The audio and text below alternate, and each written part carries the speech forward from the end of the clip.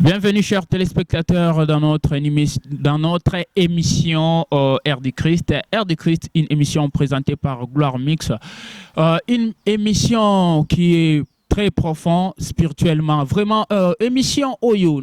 Tokendaka kosalela bino baboluki luki pona kozala lisusu na kati ya présence ya Nzambe pona koyeba nini o babengi délivrance pona kobenga nini o babengi malédiction pona koyeba nini o babengi bénédiction. Vraiment lelo moko ya basali o Nzambe azosalela makasi na sima na ye batu bazo témoigner batu bazo bika babeli bazo kangolama bakakatani bazo tambola. Vraiment ba témoignage eleka ki belé tellement mutungisi ya ba témoignage eleka ki belé mais to moni ete papa zo bimana bililité azo salango en cachette yangwana moni lelo chaîne Jeannette Kinam TV interpellé papa pasteur Martin Vangu aza lelo awa pona koyebisa biso ndenge nini makambo ezo kendela ndenge nini ministère ezo tambola ndenge nini bino pe batu bozo landa ye bokoyi kozwa pona kozwa lisungi na prière pona makambo etali spiritualité na bino po balobi ko vivre na bonzoto eza na ngwe loko te nyonso tozo vivre eza influencé par spiritualité de soko zo bela na molimo na nzoto atoza centaine ndenge nini to meli 12 C4 ozalaka ka bien te yangwana to bengi papa Martin Vangu aya kopesa bino bososoli oya memeli bino pe boye baete ya utaki ko sala prière ya 40 jours aya biso pe nini Nzamba lobelie na oyo comme résultat na 40 jours oya uti ko silsa. Vraiment sans plus tarder to ko solola na papa Martin Vangu akopesa bino suite. Bonjour papa Martin. Bonjour.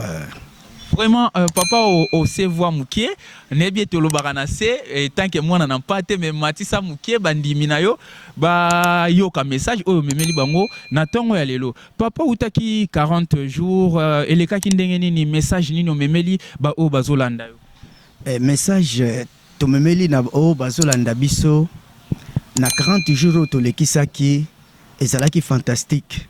Thème na biso ezalaki, na mokanda ya Esaïe 43 verset 13 partie B. Bible lobi kuna Nzamba zoloba j'agirai qui s'y opposera. Nzamba zoloba soki a dû décision ya kosala na vie ya moto nani oya kotelemela ye. Et bien aimé yokana yebisa biso ete Nzambe atikali Nzambe aza tout puissant. Lolenge Nzambe azali moto moko te akoki kotelemela ye. Monde a ténèbre akoki kotelemela ye te, ni satana ye moko akoki kotelemela Nzambe te. Maloba na Nzambe za tellement na nguya que nyonso Nzambe alobaka ekokisamaka. Alors na 40 jours tomona ki ete Nzambe soka tu décision ko sala na vie ya moto, mais ba problème ko se poser mingi surtout na moto. Nzambe aza tout puissant. Bible lobi ete liloba moko te oyo Nzambe aloba etikala kozanga kokokisama. Nyonso Nzambe aloba kekokisamaka. Mais qu'est-ce qui se passe?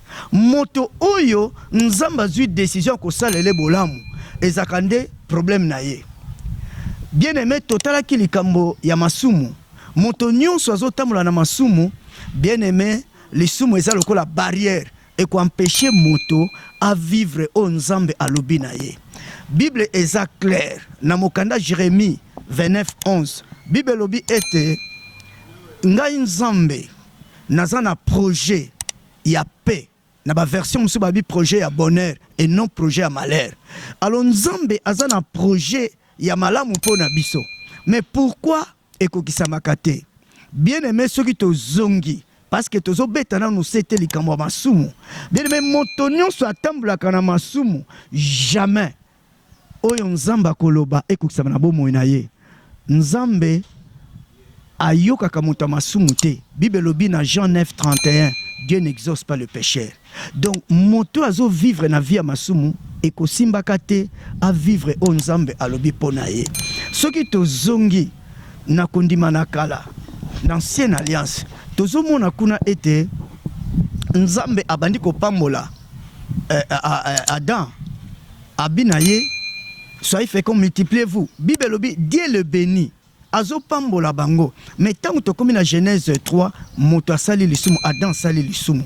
Et lisumu wana Nzambe abimisa ki na jardin ya Eden. Ça dit oyo nyonso Nzambe alobaki pona Adam à vivre qui en côté. Pourquoi? À cause du péché. Et bien aimé, tant que motako tambla na masumu akomona kanenkembo na nzambete, la Bible est explicite. Bible lobi na mokana Romains 3:23. Tous ont péché et sont privés de la gloire de Dieu. Nazo beta sete pona lisumu parce que ba mingi azo vivre na via lisumu, azo bonde la nzambe, azo sangisa lisumu na ba prière, azo croire que nzamba ko sala na vie na nzamba ko sala te. Nzamba ko pambola aventurier te. Nzamba ko pambola moto ya yaouli te. C'est pratiquement impossible. Yango omoni ete na 40 jours to banda ko beta na nous sete pona likambo etali lisumu. Nzamba kanya sala makamalamu na vie ya moto, mais moto na soka za na vie ya masumu ekokokisa mate. Yango omoni na Matthieu 3 Yesu azo moto abandi koloba yango ezali Jean-Baptiste azali koloba repentez-vous car le royaume des cieux est près, est proche. Bien-aimé, soki moto asali repentance et sincérité ayeba ete oyo nyonso nzamba koluka sala na bomo na ye ekokokisa mate. Donc barrière à liboso tolobaki eza masumu. Tolobaki lisusu moto akoki kosambela tango tosambelaka to dégagaka ba énergie spirituelle. Alors ba énergie spirituelle na biso tango to dégagaka ngo sikoyo etalaka lisusu bisika oyo biso to vandi. Bien aimé, eza na ba problème epai to uti ba source to uti na mabota na biso problème ekoza la kuna. Moto akoza na problème na libota na ye azo sambela mais problème ekangie na libota. To pesi exemple ya Abraham. Abraham azalaki na kati ya libota na ye, mais tata na ye autaki na Mésopotamie bazaki na misala azoko sala azaki occultiste aki na kati ya soloka. Mais nzambe tango alingi apambola Abraham eloko liboso albaki na Abraham bima na Genèse 12 Abraham abimaki, mais Abraham asalaki imprudence ole abima ye moko amemi Lot. Bien aimé, tant que tozozala na ba Lot na bomo ina biso totambola na bango oyo nyonso nzambe akoluka kosala na vie na biso tokomona yango te. Nzambe atikali nzambe. Dieu est tout puissant, sa parole est puissante. Donc soki alobi ndenge na lobaki na ebandeli ete Satan akotelema te, moto moko te akotelema. Mais siko biso moko soki to se séparer na l'autre spirituel te. Bien aimé, l'autre spirituel aza nani? L'autre spirituel eza caractère. Moto azo sambela mais aza nono na caractère ya famille na bango. Aza na ba lien nanzela na makila pona caractère. Okomona mutazo sambela c'est un voleur. Mutazo sambela c'est un escroc. Mutazo sambela c'est une pute. Parce que kinduma evanda na libota na bango impudicité eza lokola mode ya vie na bango. Mais ya ye ko sambela zakaka na makamwana. Bien aimé, nzamba ta ju décision ko sala pona vie na yo à cause ya état na yo. Oyo zanango likamwane ko simba te parce que nzambe ko pambola aventurier te. Na répéter ngo nzamba pambola aventurier te. Vraiment, merci papa. Tout ça na ba masumu mususu pe na yeki lobeli mingi makambo etali masumu. Et ça na ba masumu mususu mutaza na posa atika mais azokoka te. Et c'est wane nini mutakoki ko sala po alonga na lisumu. Moto soka lingi alonga na masumu ya liboso il faut afungola motema na ye ayamba Yesu de manière sincère parce que zana mingi bayamba Yesu na ba modèle belé moto muso a comprendre te tamba lobi ba onanu ba pesa bomo na bango pa na Yesu te baya aye na ye mais comprendre te. Alors moto faut comme na dimension ko comprendre était nazo yamba Yesu nazo yamba aza mokonzi nanga aza nkolo nangai. Alors Yesu soka koti na bomo nangai. Deuxième étape moto sikoyo afa kota na repentance sincère ami tala kati na ye. Qu'est-ce qui ne marche pas? Akoki kokutana na mosali na nzambe oya koko sala ye kirdam akoki kosolola na ye aye baba point mususu o eza kati na bomo ya moto ekoki kobima eko permettre ye akota na repentance sincère. Tango moto akoti na repentance sincère parce que repentance na grec métanoïa et là changement de mentalité. Alors moto akosuka kati da ko changer mentalité et ça na deuxième étape auto bengaka conversion. C'est-à-dire conversion c'est changement de direction. C'est-à-dire moto ko changer mentalité mais atikali sur place. Or soka atikali sur place akoki kozala influencer na milieu wana. Akoki kozala influencer na bato azo côtoyer mais moto soka changer direction azwi direction ya nzambe akokende liboso na kati na wana eza na eloko tobengaka confession. Confession eza na 5 étapes. Moto akobomba te liboso na nzambe masumu na ye akonome yango. Bible lobi na Proverbe 28:13, quiconque cache ses transgressions ne prospère point, mais celui qui les avoue et les délaisse obtient miséricorde. Donc miséricorde en nzambe ma na nzambe kwa na bomo ya moto soki moto ayamboli masumu na ye pe atiki yango nde nzamba yokeli moto wana mawa. Vraiment. Oui, il s'appelle le pasteur Martin Vangu Kulutu, yaba pasteur a une expérience. Ça tombe bien ndenge za na plateau na biso to développer le ndenge toza na kati ya debango ya lisumu.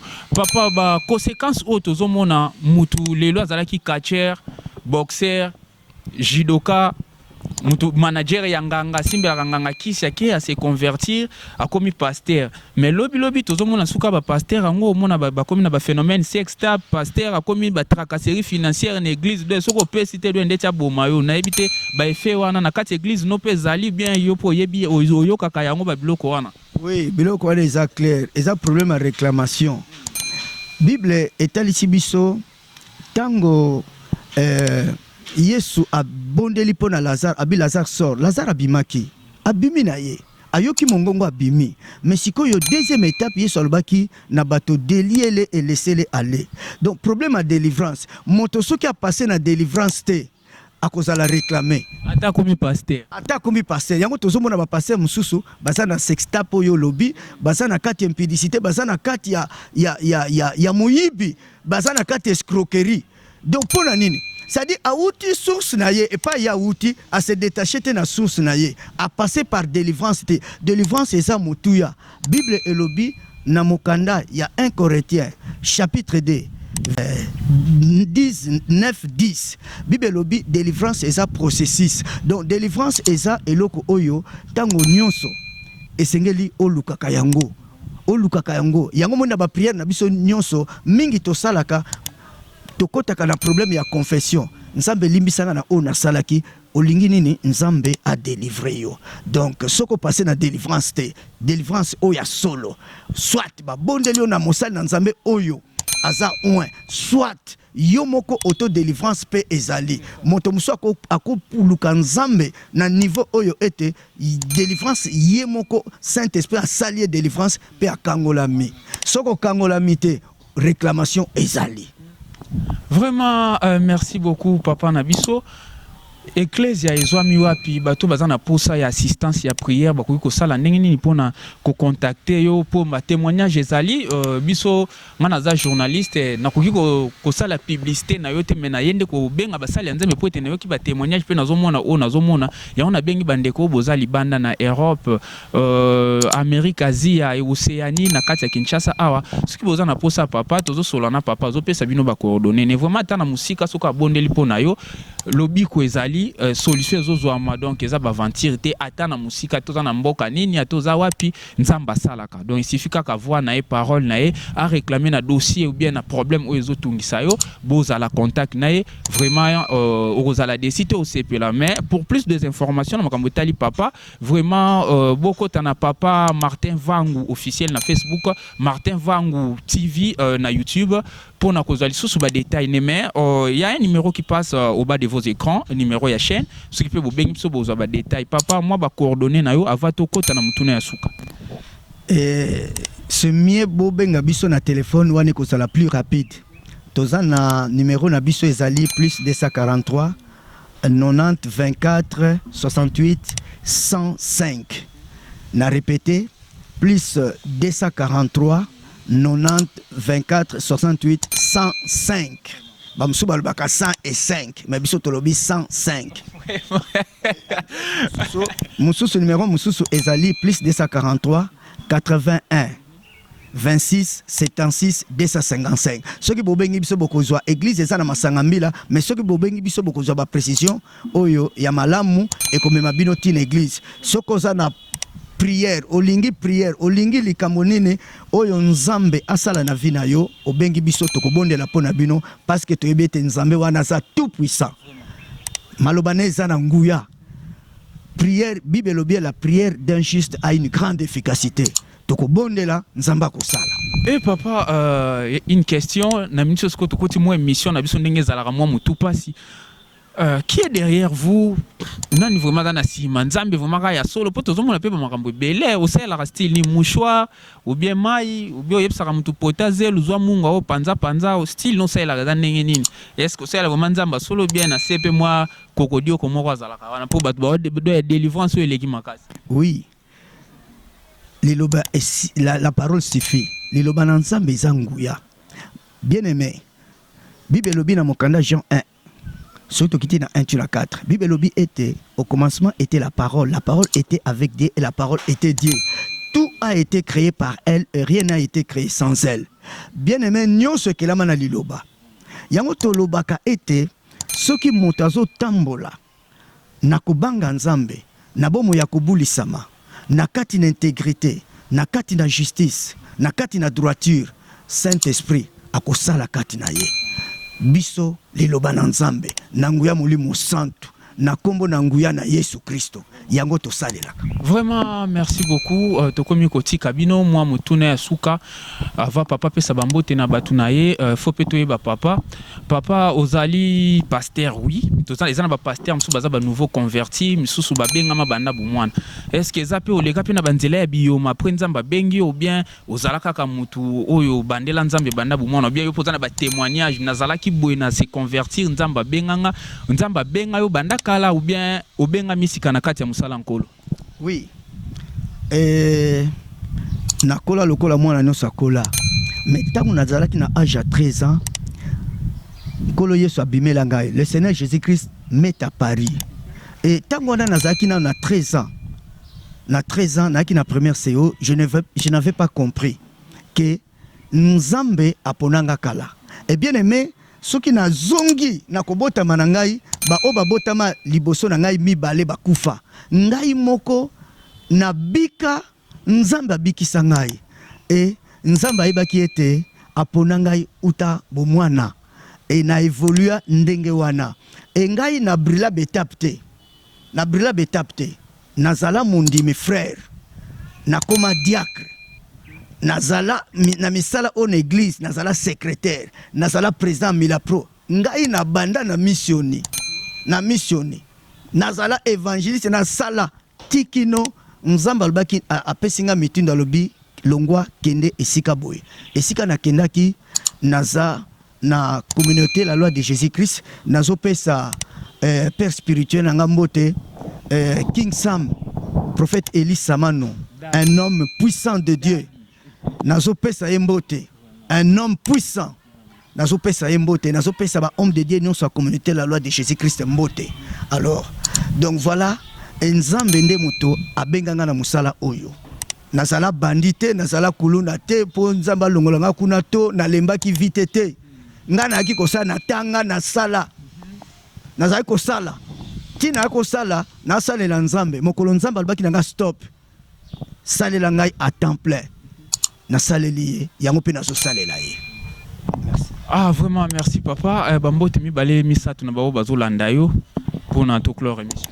Na pesi mbote lokwa na pesi mbote déjà na père spirituel nga King Sam na pesi mbote na ba homme de Dieu nyonso na pesi mbote na ba bana nyonso église parole vivante na pesi bango mbote na pesi mbote na madame mon épouse mama Vicky Bimingu na pesi mbote na bana nanga nyonso oya nga ya ndako na pesi bango mbote baze belé naza na bana na kisasa awa pe na mikili ya poto bonga mwana no molimo na pesi yo pe mbote. Vraiment merci beaucoup.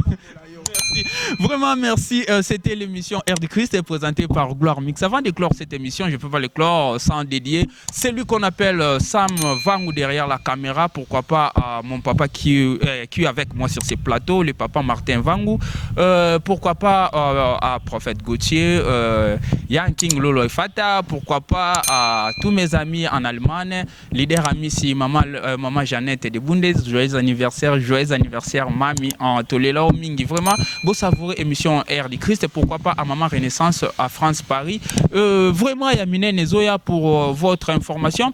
La suivante émission, ça sera mon émission avec Pasteur Mukuna et Pasteur Mardoché Kachala. Et vraiment, il y a Mine Nezoya Troyambaya Denile Sindenge Bolobaki, Namikole Zoya Kalamingite, Bosana Kakandinge to solo lina papa, Boluka ipo na bozwa lobiko, tozana pose ya nzambe ya solo, tozana pose ya lobiko ya solo. Vraiment, koyoke mosali ya nzamba za munganga bayoka ke sonite, quelque chose na kindoki, quelque soit bana bazana misala mabe ozo sentir befe ya mabe ba phénomène mabe, papa pese ki biso numéro na ye pona ko yeba kusunga bino na mikakatano o ezo tungisa bino na bonzoto pe na molimo. Vraiment nga na tiki bino tokomona na lisusu soki nzambe ya kolinga na mikolo ezali koya. Bye bye.